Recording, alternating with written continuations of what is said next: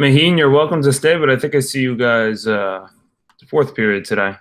I just see 8C1 now.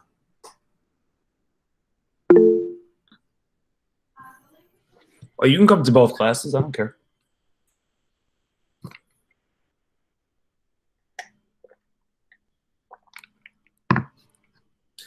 I agree.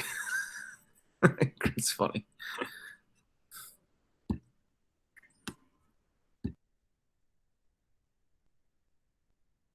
Okay, guys.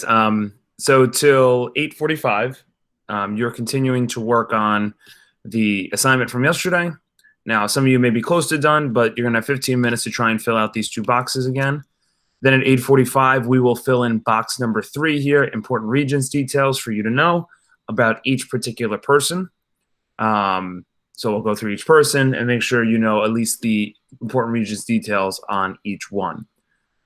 After that, we will have a short 20-minute assignment after that. So it's like a 2-day assignment. It's like a second lesson coming in as well. All right, so I'll mute myself. Let me know if you have any questions, but I think you guys should know what to do.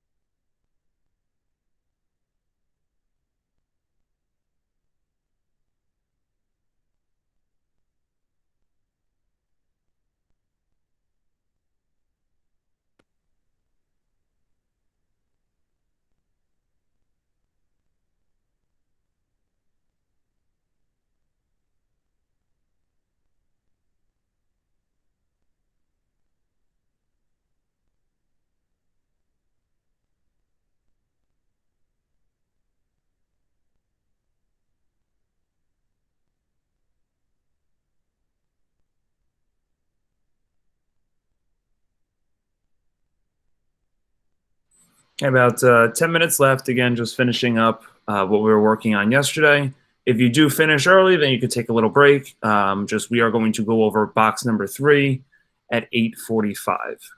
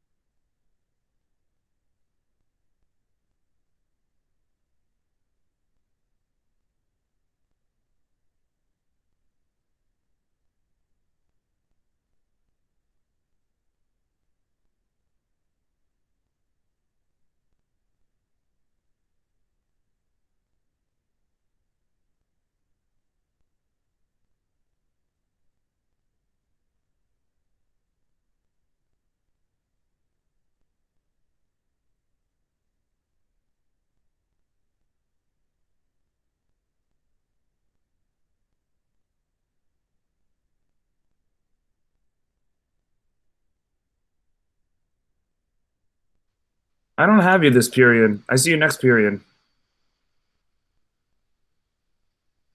I see you second period at 9:11 or 9:12. So what first period do I have? Hold on 1 second. I can let you know.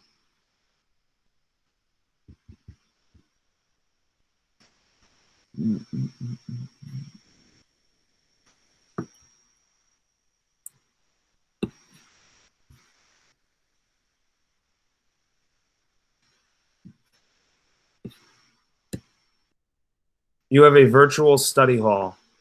So what that means is you are basically free to work on any work that you owe or missing. But then I see you just come to me at 9:12. Oh, okay. Okay, Thank you. you're welcome.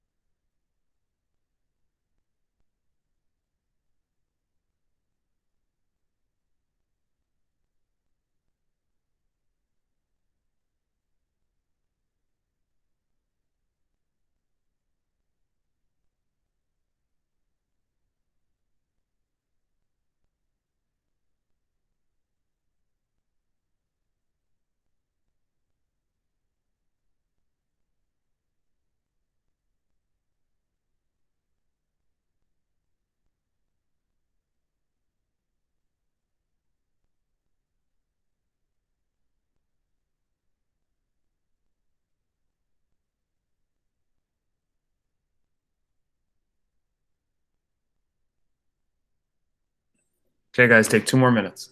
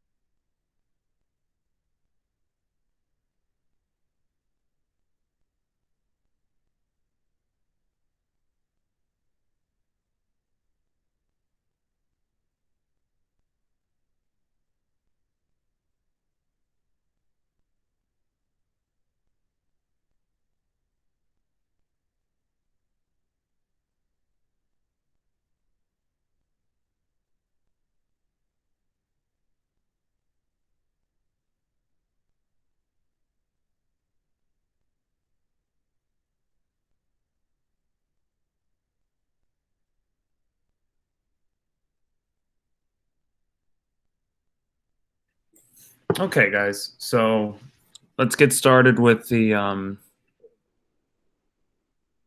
on, let me check something out really, really quick. Wait a second. I thought I fixed this.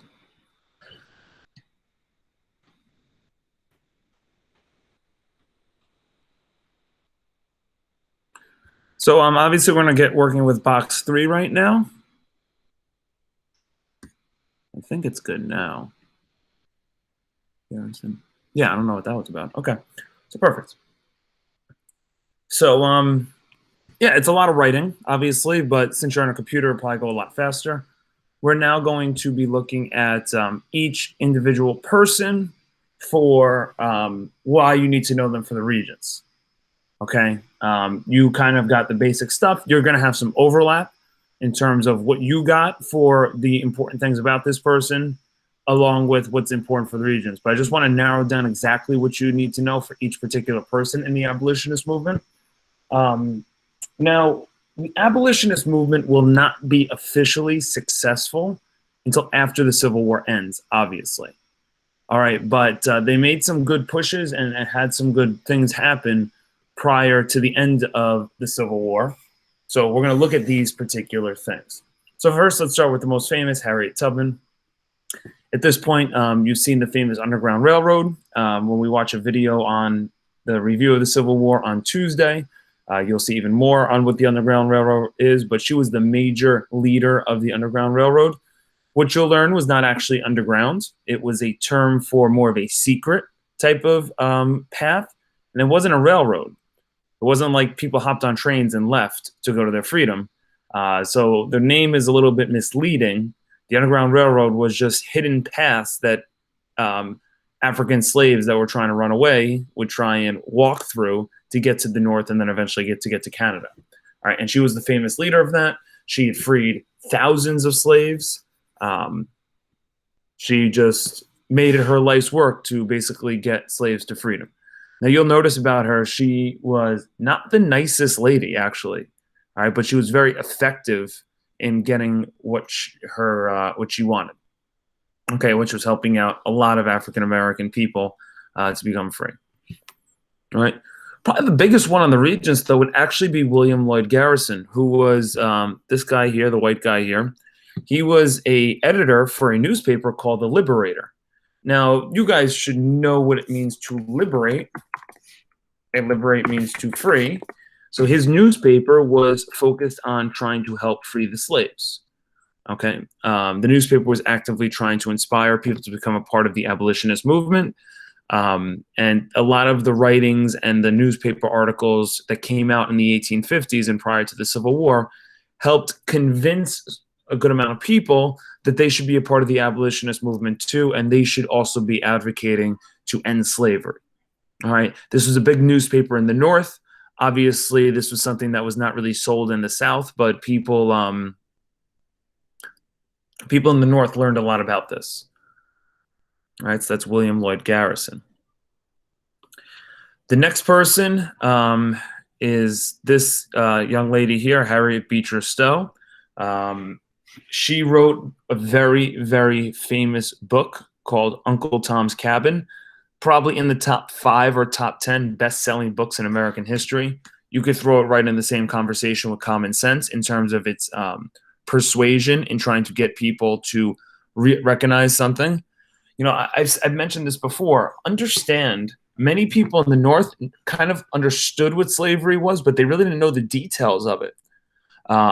So Harriet Beecher Stowe is going to write this book called Uncle Tom's Cabin. Now, it was a fictional book following a guy by the name of Tom, but it was very much based on true stories, specifically on the life of a guy by the name of Josiah Henson.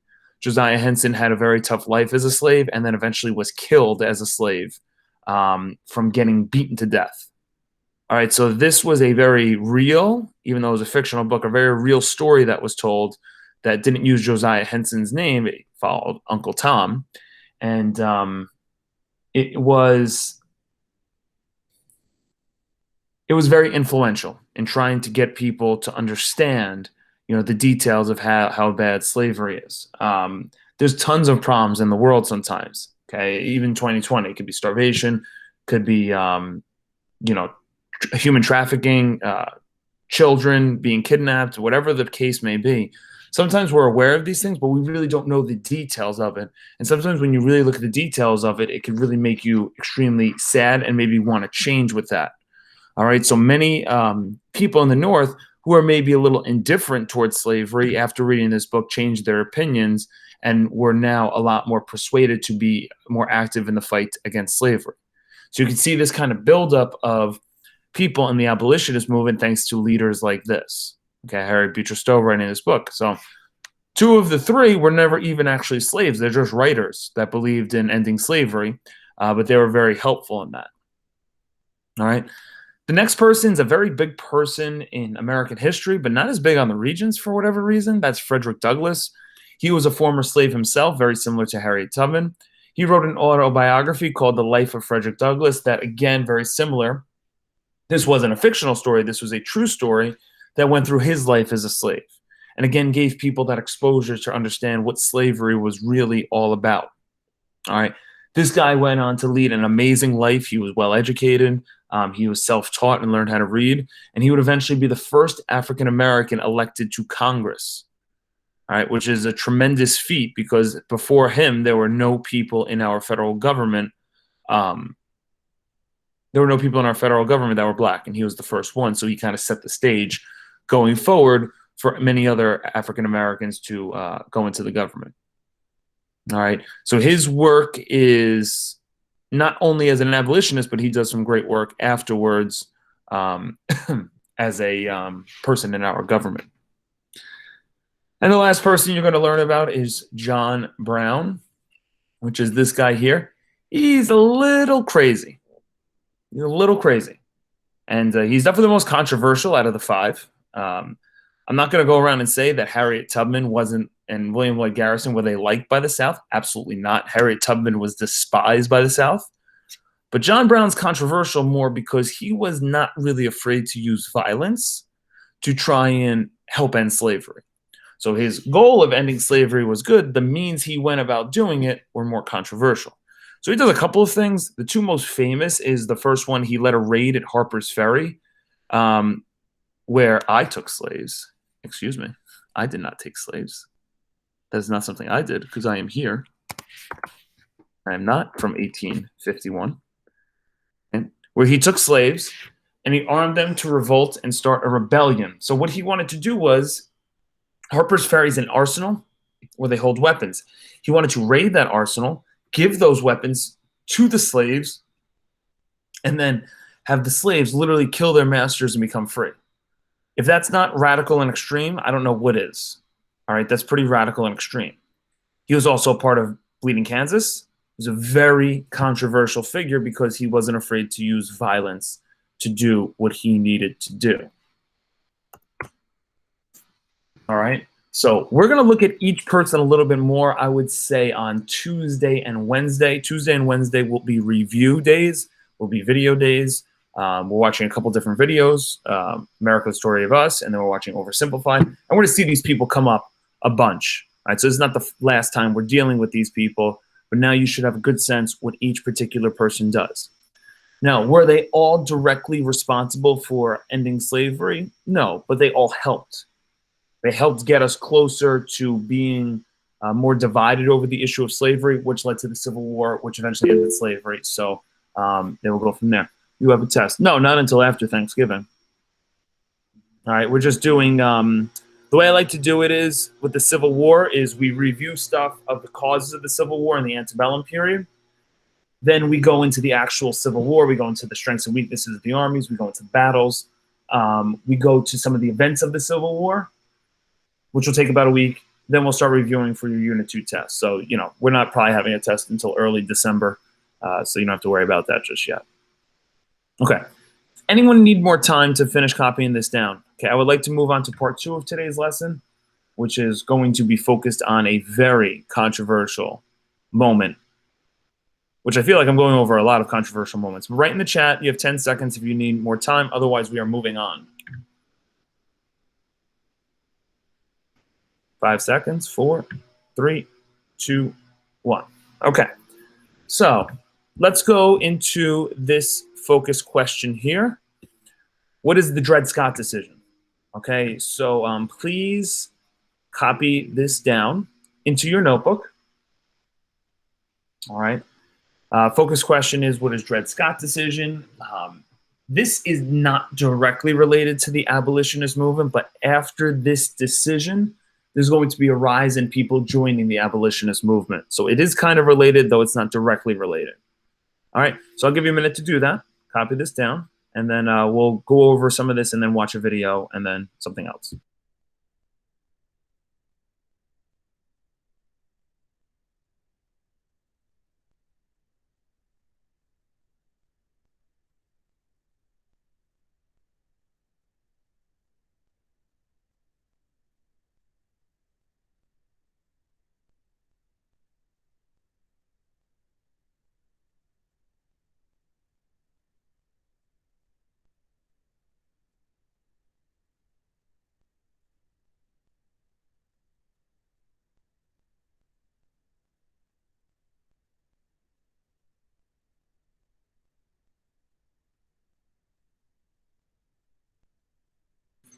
All right, so let me set up this situation a little bit with a little bit of background. So Dred Scott, he is a slave. I believe he was born in Missouri. He lived in Missouri. He had a slave owner named Dr. John Emerson, who was a little bit of a different type of slave owner. Dr. John Emerson, in terms of slave owners, was probably one of the more nicer slave owners. He was a military doctor. He often traveled around the country, and he would bring Dred Scott along with him. He allowed Dred Scott to have a family. He allowed him to have freedom. He allowed him to be educated. Right? He was a lot different of a typical slave owner of the time. Now, I'm not saying that John Emerson's a perfect human being, his slave master, but he was a lot more lenient than a lot of other slave masters. So over the course of 15 years, they're together. Then eventually, John Emerson is going to pass away. Okay, he's going to die. When he passes away, Dred Scott and John Emerson are going to be located in Wisconsin, which is a free territory. There's no slavery there. So Dred Scott, who had a slave master, the master died. Dred Scott is now standing in Wisconsin, which is a free territory. So Dred Scott pretty much says, I must be free. Right? I don't have a master anymore, and I'm in a free territory. Therefore, I must be free. So Dred Scott's basically going to file a petition for his freedom. He's going to file a petition.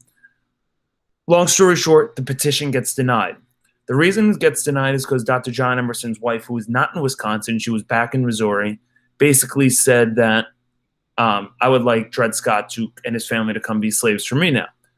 So they go to petition over it. This becomes such a big case that eventually it gets all the way to the Supreme Court. And then what happens is the Supreme Court's going to make a decision, not necessarily just on Dred Scott. They do rule on Dred Scott, but they also rule on a couple of other things that are going to severely divide the country. It is without a doubt one of the worst Supreme Court decisions, unbiasedly. I mean, this is historical scholars will say this, not my opinion. It's one of the worst Supreme Court decisions ever made by the Supreme Court Justice. I think his name's Robert Taney or Roger Taney. He took this as an opportunity to make a decision on slavery in the country, and it became a huge, huge problem. So what we're going to do is we're going to watch a quick 2.5-minute video kind of going through the events, then going through the decision, and you'll see why it started to really divide the country. The Civil War starts in 1861. This is just 4 years before it. All right? And you're going to see how this really starts to continue to divide the country even further. Okay? Because before the Compromise of 1850, it wasn't so bad. But after the Compromise of 1850, after the abolitionist movement, after you're seeing a lot of these things, things are starting to become more divided, and this Supreme Court case did not help. All right, so I'm going to open up this video. I'm going to mute myself. Let's watch the video, and let's see what this is all about.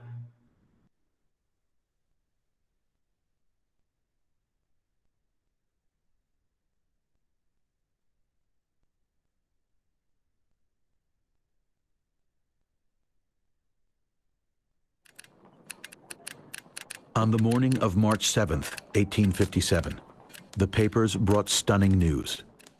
Out of the blue, the Supreme Court had radically altered not just the battle over slavery, but the status of every black person in America. The case had seemed inconsequential.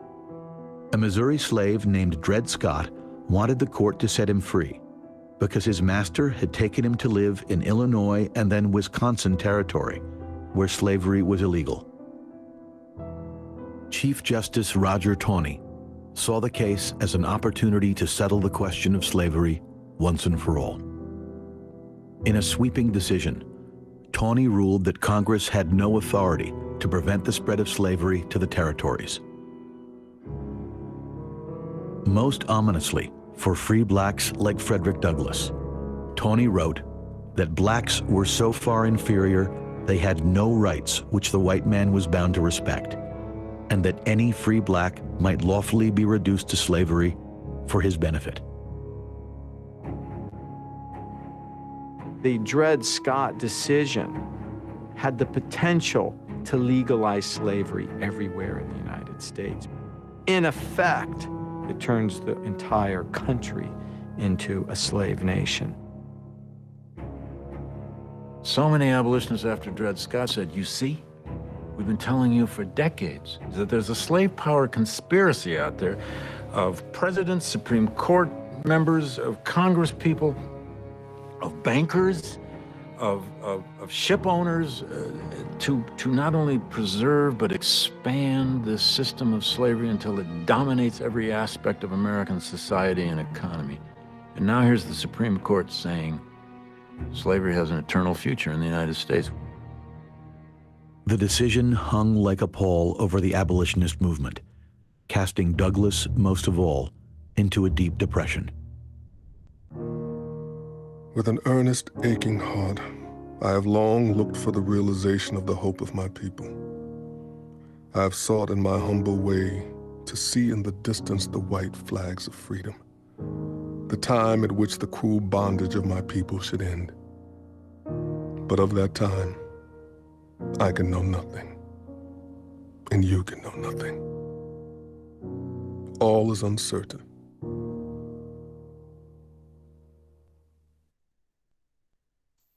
Okay, ladies and gentlemen, so this Supreme Court case obviously is very controversial. And this is obviously, I mean, you probably gathered what was happening next. We definitely need to do this.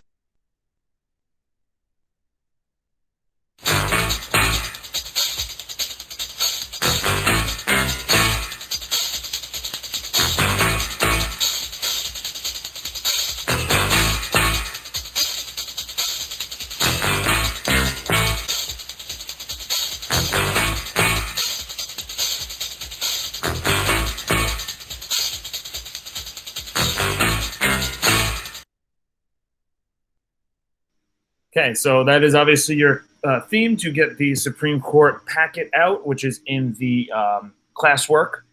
Go to the Supreme Court cases, and then write in Dred Scott v. Sanford, which is certainly one that we're going to get a lot more information on over the next couple of days. Simply, this is just one of the biggest Supreme Court cases because of how bad the decision was.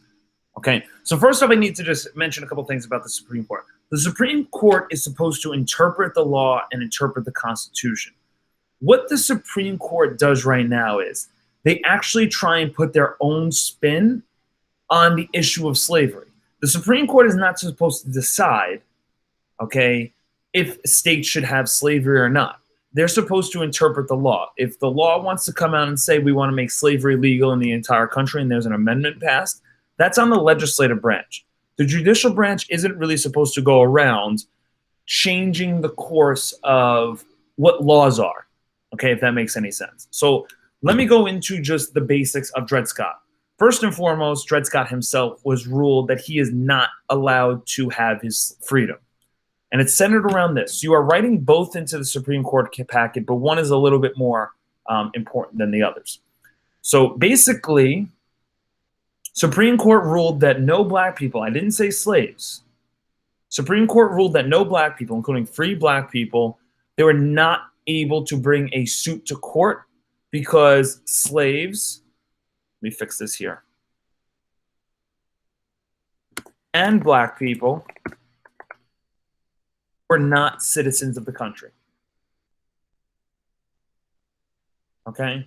And only citizens of the country are allowed to bring lawsuits to court, allowed to have their Fifth Amendment rights, okay, the right to due process, their Sixth Amendment rights, the right to a trial by jury, okay? Only citizens can have that. So number one, it ruled that Dred Scott and any black people can't bring a suit to court because they're not citizens, all right? Which is really messed up, especially if you're a free black person. Now, you can understand, even though if you don't agree with it, you can understand why a slave would not be considered a citizen in the United States because they're considered property.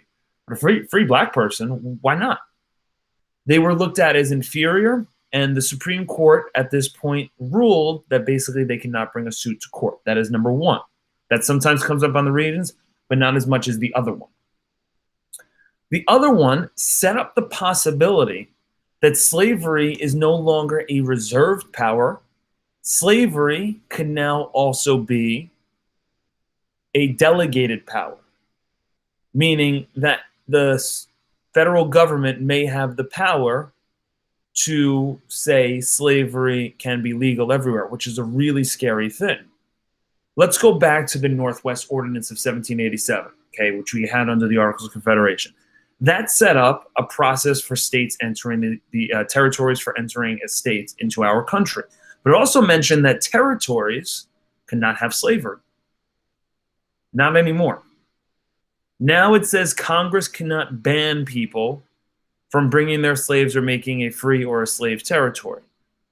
Okay? So since they cannot legally ban slavery in the territories or take slaves away from owners, even if in a free territory, this basically makes the institution of slavery stronger. All right, so from 1850 to 1857, between the Fugitive Slave Law, between Dred Scott v. Sanford, even though the Congress has more free states in government, it seems like the slave states and slavery is getting stronger in our country, not weaker. And this leads to even more division between the North and the South. So I have a list of about 3 or 4 Supreme Court cases that are not so good for our country. This is certainly one of them. Okay, and this actually got us closer to the Civil War. It didn't make it better. All right, and Supreme Court cases are supposed to kind of set the precedent and make things better within our country, and this was not one of those examples. Supreme Court Chief Justice, even though he doesn't come up on the Regents, Roger Taney, is looked at as one of the worser Supreme Court justices we have, thanks in large part to this Supreme Court decision.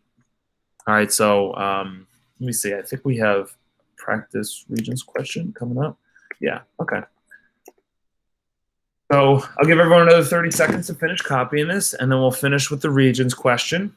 Okay, all you're going to have to do is turn in the assignment from yesterday, which is lesson 14. Okay, make sure that box is all filled out, and then you can turn it in. All right, so get ready to answer the question in the chat, and then we will be done for the day. All right, give everyone 10 more seconds.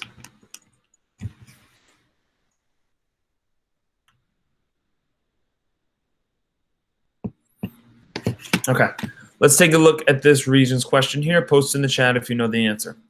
The Supreme Court decision in Dred Scott versus Sanford was significant or important because it what?